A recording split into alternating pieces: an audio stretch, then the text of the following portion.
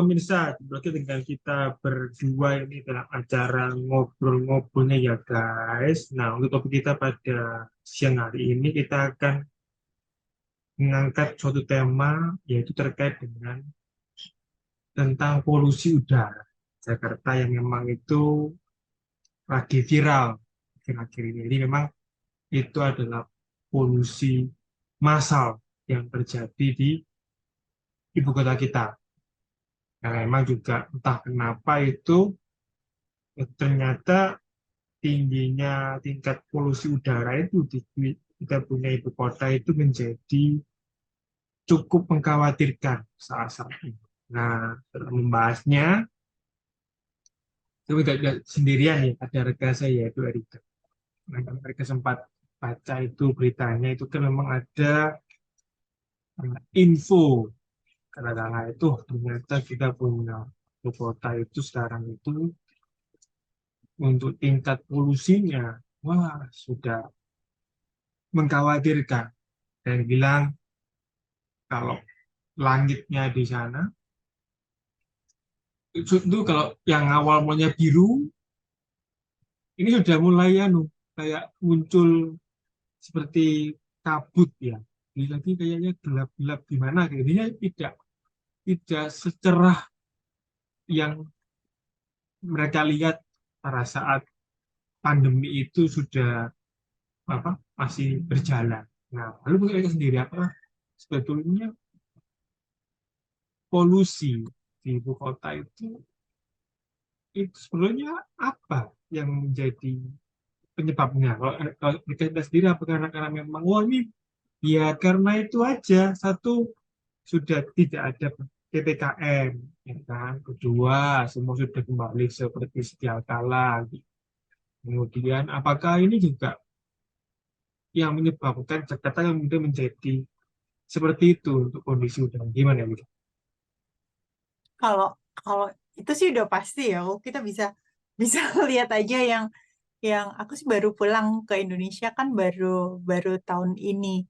Jadi yang tempo hari mungkin waktu pandemi yang sepi banget kan, terus terakhir ke Jakarta yang lumayan padat, apalagi mungkin 4 bulan yang lalu itu yang macetnya luar biasa. Nggak usah ngomong Jakarta, Surabaya aja macetnya luar biasa. Yang biasa-biasanya aku kalau pagi ngantor, pas aku di Indonesia kemarin aku bilang sama anak kantor, udah mulai sekarang kita tetap apa pakai Google Meet aja nggak, aku nggak perlu harus ke kantor, karena terus terang dari rumahku ke kantor yang biasanya itu sekitar eh 20 menit, 25 menit itu sudah maksimum ya. Kemarin itu aku sekitar dari rumah ke kantor tuh hampir hampir 1 jam. Jadi aku dari rumah berangkat jam 7:15, nyampe kantor itu jam 8:04. Jadi aku pikir eh namanya kendaraan otomatis yang apalagi kalau kalau jam-jam kan apa berangkat kantor ya, di mana biasanya anak berangkat sekolah sama orang tua berangkat ke kantor itu berbarengan. Jadi bayangin aja di jalan yang padat banget dan polusi udara ya, otomatis yang naiknya nggak karu-karuan kalau aku bilang gitu. Belum termasuk lagi untuk pabrik-pabrik sekitar Jakarta. Kita udah tahu sendiri banyak sekali daerah industri, kawasan industri di sekitar Jakarta kan. Jadi ya udah, Hmm. selain polusi dari kendaraan, terus polusi dari pabrik-pabrik tersebut, ya udah akhirnya kita bisa lihat yang tadinya langitnya yang sempat waktu pandemi itu biru cerah lucu kayak kayak di video game, kemarin atau tahun ini langsung berubah yang warnanya apa ya, kayak abu-abu gitu. Iya, Ya, Mbak. ya. Jadi itu ya, memang ya terkait dengan faktor padatnya penduduk di situ ya Rika ya, sehingga Mm-mm. dapat dikatakan itu ternyata ya dia kemudian menyumbang tingkat polusi yang terparah kan begitu. Mm-mm. Lalu begini, kamu itu Eka sendiri sebetulnya ibaratnya eh, ketika ada polusi udara yang semakin memburuk itu apakah kemudian dari kita punya pemerintah itu kan sudah mulai ada semacam uji emisi kendaraan ataupun eh, terkait dengan jumlah layakan kendaraan yang itu bisa berjalan. Sehingga kan sebenarnya ada semacam regulasi yang terbaru itu kalau saya lihat itu memang sudah ada.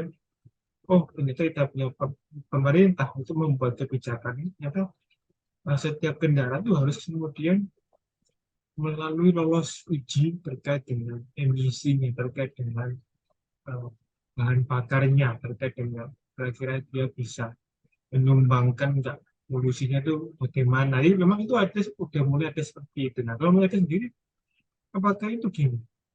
Itu ngefek nggak? Karena kalau dari kalau di Jakarta itu kan kita sudah tahu ada semacam sistem genap ganjil.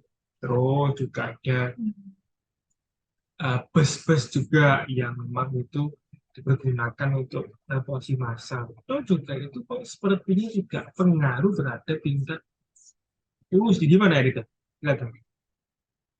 Eh, teorinya sih udah ngaruh ya, kok dalam artian mungkin berkurang lumayan banyak, cuman eh kalau aku bilang apa ya, kayak kayak transportasi publik yang kita perlukan itu masih kurang dibandingkan penggunanya. Taruhlah terutama untuk jam-jam kerja, kalau kalau aku perhatiin, biarpun mereka punya MRT, kalau waktunya jam kerja itu MRT kayak, aduh, aku pernah lihat sekali sih, pengen tadinya mau nyoba. Begitu mereka lihat yang berjubelnya nggak karu-karuan gitu, aku jadi mikir mungkin apa, tracknya dibanyakin, atau mungkin apa, mungkin bisnya juga tadinya mungkin berapa menit sekali, mungkin jadi dicepetin lagi, kayak gitu-gitunya sih, mungkin mungkin itu akan jauh lebih membantu daripada hanya hanya apa ya, uji emisi aja, karena kita tahu sendiri sih, meskipun uji emisi ya, kok aku bilang sih kalau yang seperti itu rasanya kurang efektif. Lebih efektif kalau dari publik, sektor publiknya ya, maksudnya transportasi publiknya yang diperbanyak, dan dengan jam yang mungkin lebih berdekatan gitu-gitu. Jadi otomatis penggunanya pun, kalau pengguna dalam artian gini, kalau seandainya kita menggunakan public transportation itu nyaman, maksudnya nggak berdesak-desakan, nggak kayak nggak apa ya, nggak dempet-dempet, berdiri aja itu dempet-dempetan, nggak bisa gerak gitu loh. Jadi kalau aku bilang, kalau seandainya public transportation-nya nyaman, otomatis orang-orang ini udah nggak bakal pakai kendaraan pribadi lagi. Kalau aku bilang seperti itu. Jadi ya mungkin lebih lebih diperbanyak lagi lah untuk public transportation-nya. Oke, lalu begini. Ketika memang kalau itu dilihat, oh berarti ya anu, oh sebaiknya juga lebih dimaksimalkan untuk di public transportation, jadi memang ya sebaiknya lebih banyak dipergunakan untuk ya memang setidaknya si para pihak itu ada kenyamanan di memang menggunakan Mm-mm. public transportation. Oke, lalu gini nih, apakah kalau mereka sendiri ini kan sebetulnya eh, kita punya ibu kota sudah pasti ya dengan terkenal dengan padatnya rutinitas, padatnya juga segala macam aktivitas, dan juga ya memang sih itu sebagai pusatnya. Oh begini gitu. Apakah kalau misalkan kita lihat itu kan memang polusi itu muncul akibat dari banyaknya biofactory juga sampai terkait dengan jumlah kendaraan juga yang memang sulit menyumbang terkait dengan polusi. Itu begini. Sebetulnya di sini, apakah dengan adanya polusi itu kemudian ketika ada muncul wacana, ini kita coba korelasikan dengan ide IKN, ya kan? Karena itu kan semacam ibu kota negara baru kan, itu udah ada undang-undangnya. Lalu begini, apakah itu kemudian sebetulnya kalau misalkan IKN ini jadi, Rita, karena itu sudah sudah diresmikan dan kemudian sudah pindah, itu apa juga salah satu solusi Rika, terkait dengan selain dengan adanya menambahkan transportasi massal sama ya IKN ini, sehingga itu kemudian menyebabkan Jakarta itu tidak menjadi memiliki tingkat polusi yang seperti itu. Gimana Rika? Kalau aku bilang, kalau ngaruh ya pasti ngaruh kan kok. Kalau kita Iya. perhatiin aja ASN kita di Jakarta berapa berapa aku mungkin berapa ratus ribu mungkin ya, nggak puluhan ribu lagi tapi ratusan ribu. Otomatis kalau mereka pindah ke sana dan kalau di mana-mana kalau kalau seandainya ASN-nya pindah otomatis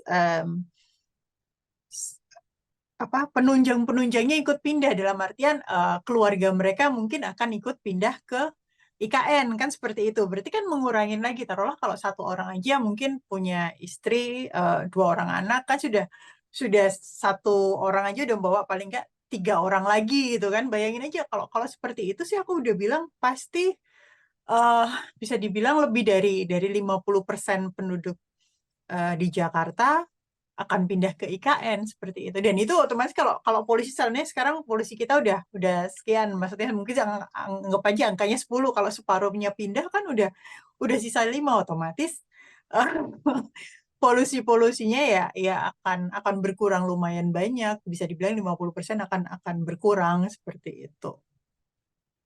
Oke. Jadi memang itu bisa menjadi salah satu alternatif ya, selain tadi itu dengan menambah public transportation, sama juga terkait dengan yang memang itu adanya peresmian IKN sendiri. Oke, lalu untuk konklusinya nih, buat topik kita pada siang ini apa? Mereka buat para netizen, silakan. Untuk para netizen ya rasanya kita harus kembali ke apa ya, ke public transportation untuk mengurangin polusi di Jakarta. Kalau aku sih bilang ya mau nggak mau cuman bisa itu sih. Selain itu nggak ada lagi ya. Bisa. Ya, oke. Kalau saya tambahkan buat para netizen ya, di memang uh, mungkin selain public transportation juga, ya cobalah mulai beralih lagi kepada kalau kendaraan itu mungkin ya dari sisi apa kendaraan yang menggunakan energi listrik, dan sekarang sudah muncul itu berbagai macam model-model kendaraan itu yang kemudian berbahan dasarnya itu atau enggak berbahan bakar itu menggunakan energi listrik, sehingga itu lebih ya lebih ramah lingkungan. Jadi memang itu siapa tahu bisa, dan itu juga nggak tahu apakah mungkin terkait dengan price-nya ataupun apapun, ya mungkin itu bisa jadi salah satu alternatif untuk mengurangi tingkat polusi udara. Seperti itu ya. Yang sudah nonton, kemudian jangan lupa like, komen, dan subscribe. Sampai jumpa di edisi-edisi berikutnya. Bye-bye.